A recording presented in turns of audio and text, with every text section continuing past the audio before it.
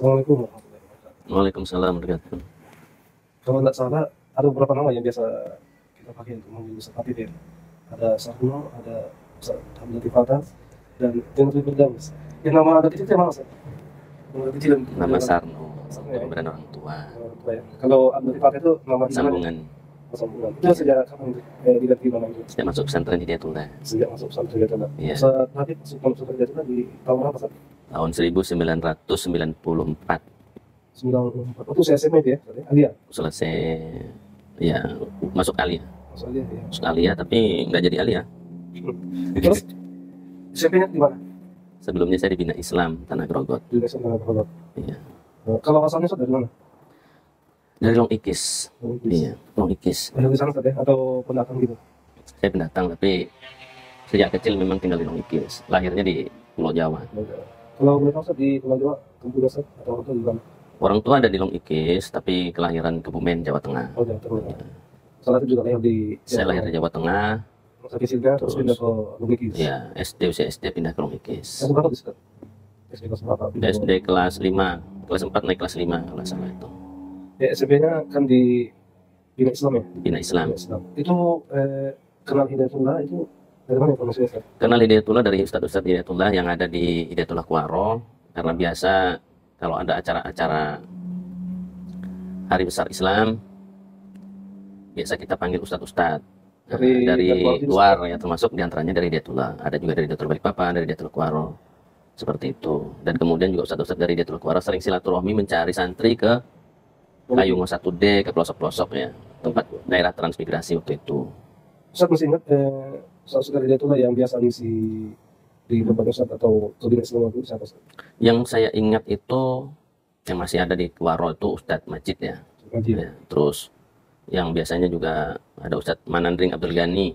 Ya. Terus ada Ustadz yang sudah almarhum yang mungkin pernah ke Papua itu yang bicaranya ya tata itu Ustadz Ismail namanya. Ustaz Ismail. Almarhum Ustadz Ismail mungkin namanya Ismail ya. Saya konotasi Ya. berdua di sini. Terus ada juga Ustadz muda yang lain waktu itu ya. Nah, tapi yang paling senior yang pernah saya kenal dari Kuaro itu Ustadz Manandring Abdul Ghani.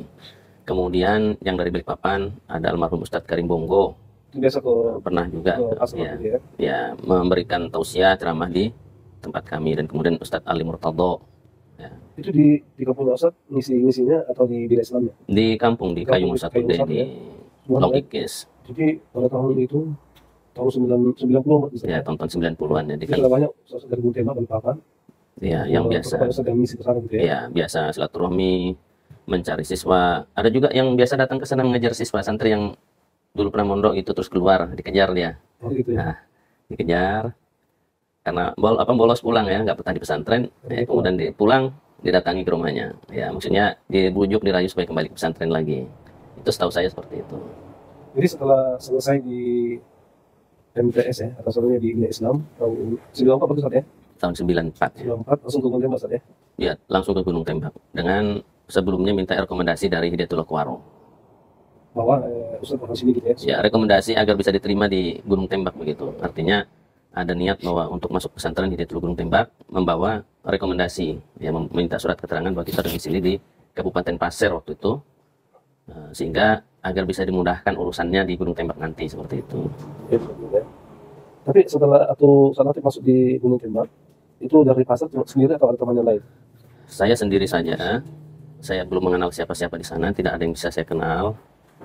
Nah, jadi ya nggak ada siapa-siapa begitu, jadi hanya sendiri saja.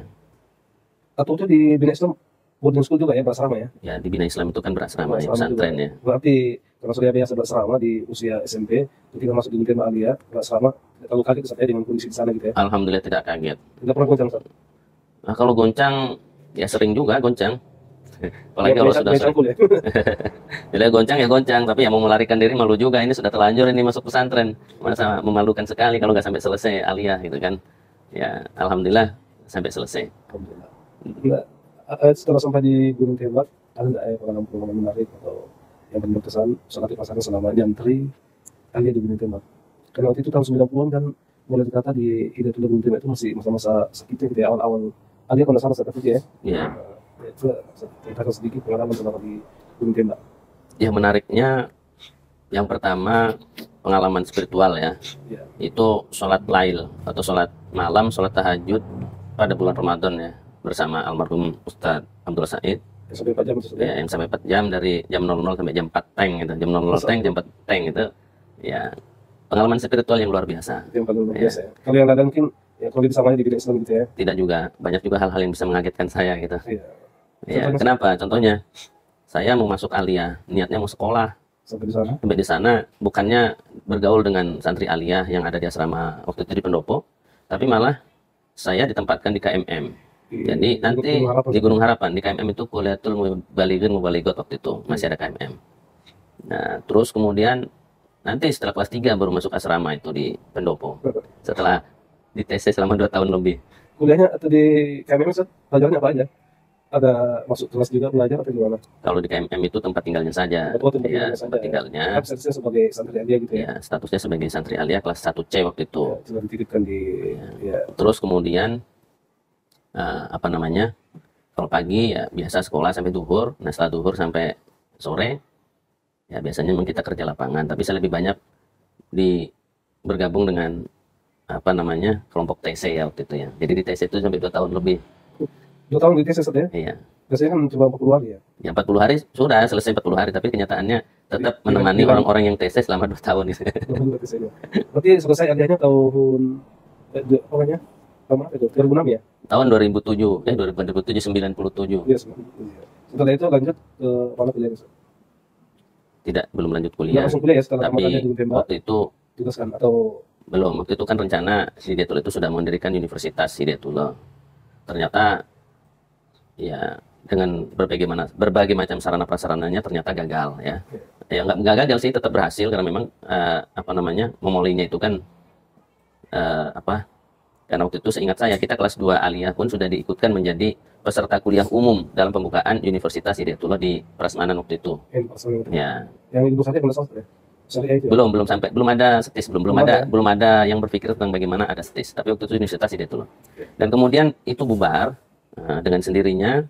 Akhirnya almarhum Ustadz Amrul itu mendirikan LSIA di Karangbugis namanya, Lembaga Studi Islam dan Arab. Dan setelah aliyah kami diarahkan ke sana. Di Karangbugis ya? Di Karangbugis. Yang sekarang berubah nama jadi KDM ya? Ya, sekarang dijadikan KDM. Tapi dalam sejarahnya LSIA ini cikal bakal dari adanya STIS sekarang ini. Seperti itu. Kenapa? Ya karena memang itu tidak lepas dari sejarah ya. Artinya untuk perguruan tinggi waktu itu kan belum ada di Balikpapan ya, di Hidayatullah Balikpapan. Nah, kemudian perguruan tinggi dibuat yang sekarang itu STIS ya, Sekolah Tinggi Ilmu Syariah, dan diubahlah yang LSIA tadi menjadi kuliah dai mandiri. Itu sejarahnya seperti itu. Jadi ini ya, jadi beberapa kali berubah namanya, akhirnya sekarang jadi STIS. Ya, seperti itu. Itu niat-niat dari para asatid di Hidayatullah waktu itu. Sampai akhirnya salat ke Surabaya, itu gimana ceritanya? Nah, ceritanya sebenarnya itu sudah melalui proses yang cukup panjang ya, karena sebenarnya sudah termasuk mahasiswa kedaluarsa itu. Iya, ya, sudah 80 tahun ya. Iya. Iya, ceritanya kenapa bisa masuk style waktu itu sebenarnya sudah selesai dari LSIA. Kemudian teman-teman yang ada di Karangbugis waktu itu yang mengambil administrasi yang digawangi oleh Ustadz Arif Sofia waktu itu ya, mereka sudah dikaryakan masing-masing tempat. Nah, sementara yang di LSIA itu banyak yang dikirim ke perguruan tinggi di luar ya. Nah, terus kemudian hanya sisa 4 orang. Yang 4 orang ini kemudian mau dikemanakan. Nah, seperti itu. Ternyata di Bontang dan Sangatta waktu itu membuka sekolah baru. Di Bontang sekolah SMA dan di Sangatta SMP. Kemudian tawaran itu diberikan kepada kami yang tinggal berempat ini. Kira-kira bagaimana? Mau kuliah dengan biaya mandiri atau kembali ke Gunung Tembak, bertugas di sana. Jadi waktu itu belum ada istilah pengabdian, istilahnya tugas ya, langsung tugas. Kemudian ke Bontang atau ke Sangatta. Ada 2 orang teman saya, 2 Ismail, nah, itu kembali ke Gunung Tembak. Terus kemudian yang satu memilih untuk melanjutkan kuliah di Style Surabaya waktu itu. Ini Ismail tadi Ismail sana? Sesumpu atau- Ismail Sesumpu dan Ismail Tola waktu itu. Oh, ya. Kemudian ada satu orang yang dua orang. Jadi 5 sebenarnya itu ya, 5 Lima ya. waktu itu ya. Ya, sisa 5. Jadi ada yang 2 orang kemudian pergi ke mau kuliah biaya mandiri ya. Yang kamu lihat itu yang paling duluan atau yang paling tua Ustaz Latif ya? Atau memang semua? Yang seumuran saja. Ada yang lebih tua dari saya. Kalau saya kan waktu itu masih standar saja lah. Ya. Terus selama di Hidayatullah, sudah berapa cabang yang pernah Ustaz Latif ditugaskan di sana? Selama bergabung di Hidayatullah, jadi sejak diberikan amanah waktu itu, ya sedikit nyambung cerita tadi karena Ya. teman-teman ini sudah habis, kemudian saya pilih tugas di Bontang saja. Karena sisa saya sendiri. Nah, akhirnya saya berangkat ke Bontang Nomor apa Ustaz Latif tahun itu ya? tahun 1999. 99 ya, berarti 1 tahun. Pasca dari LSIA di Karangbugis Iya, itu. iya, iya. 1999. Nah, dari situlah awal merasakan bagaimana bertugas di Cabang. cabang Hidayatullah. Dan karena cabang yang pernah ditempati petugas yang paling lama di mana Ustaz? Yang paling lama di Mataram, Nusa Tenggara Barat. Nusa Tenggara Barat. Ya, Itu kebakaran itu setelah dari Bontang ya? bukan. Dari Bontang, 3 tahun di Bontang, saya memohon izin untuk bisa kuliah. Ya. Waktu itu saya pikir bahwa saya pergi ke Jawa di mana saja, bahwa saya bisa kuliah di mana saja. Ternyata sulit untuk kuliah di mana saja. Akhirnya saya kembali ke Surabaya, ke Hidayatullah Surabaya, dan akhirnya masuk Style. Di sana ya. Ya, karena saya survei ternyata saya tidak bisa beradaptasi dengan perguruan tinggi yang lainnya. Iya. Setelah dari Style Surabaya, tugas Mataram. Belum. Sebelumnya Hidayatullah waktu itu bekerja sama dengan Malaysia dan Timor Leste Oh iya. yang ada rakernas di Jakarta ya, di pondok di asrama haji waktu itu, mengadakan kerjasama untuk pengiriman dai. Ya, yang ke Malaysia gagal, tidak ada pengiriman, tidak jadi berangkat, yang akhirnya mereka ditarik kembali untuk menjadi dosen di Style, dan kemudian ke Timor Leste, alhamdulillah saya bisa berangkat. Oh, Ustaz Kutub Ya. seperti itu. Ya, ke Sudah Timor berpisah dari Indonesia atau belum? Sudah, waktu itu tahun 2004 ya. Pas pokoknya kira-kira bersamaan dengan kasus tsunami Aceh ya. Jadi itu gagal ke Malaysia, Ya. tapi akhirnya ke Timor Leste juga. Sama-sama orang negeri gitu ya, semenjak yang beda. Ya, orang yang berbeda, yang ke Malaysia beda, Oh, artinya beda. orang lain itu 2 orang, ke Timor Leste juga 2 orang. Tapi yang berangkat waktu itu baru saya sendiri ke Timor Leste. Berapa tahun sama Ustaz? Timor Ya, Leste? di sana hanya 1 tahun lebih saja. Tahun Karena lebih ya. memang ya waktu itu ada insiden chaos di sana. Ya, sampai caos di sana ya. Ya, sebenarnya waktu itu kita minta izin menghindari konflik itu, niatnya ingin memperpanjang visa saja ke Kupang sambil menunggu kondisi reda. Ternyata dari DPP menghubungi kami untuk tidak usah masuk lagi ke Timor, tapi Menetap di langsung Mataram. ke Mataram, dari Kupang ke Mataram begitu. Jadi ceritanya begitu. Seperti itu. Dan alhamdulillah sampai 10 tahun di Mataram. 10 tahun ini nggak terasa ya. Ya, nggak terasa. Ya, kali-kali akhirnya ketemu lagi di sini. Ada kembali sekarang ke kampung Ustaz ya. Ya, sekarang mau dikatakan kembali ke kampung kayaknya iya. Karena almarhum Bapak itu pernah meminta untuk tugas di tempat yang terdekat saja dari rumah, supaya bisa tengok-tengok orang tua seperti itu. Dan alhamdulillah baru 1 bulan di Kuaro ini. Tapi orang tua masih lengkap Ustaz ya. Alhamdulillah tinggal ibu saja. Oh, jadi ini Bapak ya, waktu itu meminta saya untuk kembali tahun 2015. Tidak sampai 40 hari kembalinya saya dari NTB ke Kaltim, beliau mangkat, meninggal dunia. Beliau Gitu, wafat ya. ya. Begitu. Jadi nggak sampai, jadi pertengahan Ramadan sampai setelah Lebaran gitu ya. Nggak sampai satu bulan, dan nggak sampai 40 hari lah itu. jadi untuk di Kaltim Ustaz, keluarga besar Ustaz Latif yang paling banyak itu yang ada Di Balikpapan. apa ya? Iya. Banyak di sana. Di mana Ustaz? Di Balikpapan daerah Kampung Kilo Lawu. itu ya, Kilo ya. Kalau ke Kilo ya? Ya di Kilo ada, di tengah kota juga ada ya, di apa, di Gunung Guntur ya, Gunung Guntur. Oh, Gunung. Di Gunung Pat juga ada. Kalau di Kayungo sendiri, Di Kayungo sendiri hanya tinggal ibu dan kakak saya. di sana kan banyak teman ya, banyak Teman, sahabat. ya teman, sahabat, tetangga banyak. Oh ya, ini Ustaz, untuk terakhir mungkin Ustaz Latif bisa mengajak ya warga masyarakat Kaltim lah pada umumnya, khususnya keluarga Ustaz Latif yang ada di Balikpapan, yang ada di Kayungo, atau sahabat atau kenalannya yang di mana saja, untuk diajak bagaimana supaya tahun 2024 nanti bisa memilih Ustaz Nasbi Arsad untuk maju di DPD RI. Silakan Ustaz moderatornya. Oh ya, jadi insya Allah saya kenal betul ya dengan Ustadz Nasbi Arsad ya.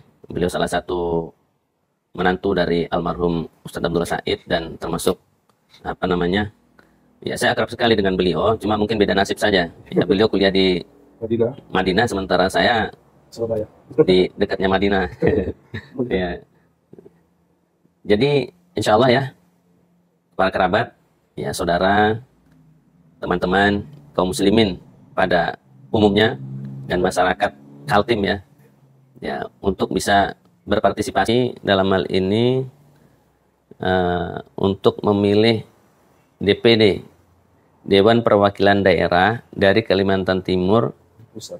ya yang akan mewakili masyarakat Kalimantan Timur di Senayan nanti dari perwakilan daerah yaitu Ustadz Haji Nasfi Nasfi Arsyad. Haji Nasfi Arsyad LC. Fotonya ada di sini Ustaz ya. Ya, ini kita bisa lihat Ya. Kawan-kawan bisa melihat fotonya, dihafal-hafal. ya, orangnya masih muda. Ya, Dapil Kaltim 2024 insyaallah. Jadi silahkan diperhatikan wajahnya. Hanya persoalan umur ini beliau lebih berani maju menjadi DPD daripada saya. Kalau saya DPD pecapuk bere. Kayaknya lebih tua dia Ustaz daripada kita ya. Lebih tua 1 tahun, Iya, insyaallah. Kan udah satu angkatan aja. Iya. Iya. Iya Ustaz, terima kasih atas kebersamaan kita. Iya, terima kasih kembali. Ya, semoga bisa berjumpa lagi. Siap, insyaallah. Kita panggil lagi di pertemuan. Siap, insyaallah. Terima kasih kembali. Waalaikumsalam warahmatullahi wabarakatuh.